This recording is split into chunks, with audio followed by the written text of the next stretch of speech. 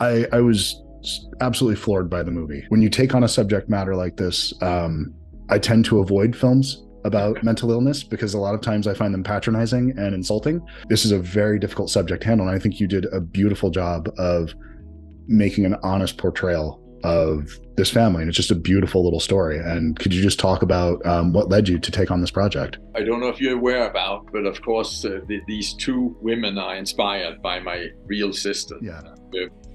And I think that I, in all my professional life, has had this thought about that sooner or later, I would write something about my older sister. I never really found the right vehicle for writing about it because I didn't want to write an illness story. I think like 8 years ago or something, I was on a trip with an old friend of mine that's known my sisters and me and my family for half a century. And then for some reason we got into talking about this in our family famous trip to Paris, where my so-called normal sister and her husband took Aunt Elizabeth back to France when she was in her late 40s to experience France, where she hadn't been since she was young and ill. And, suddenly in this conversation, my friend just says right out of the blue, why don't you make a film about that?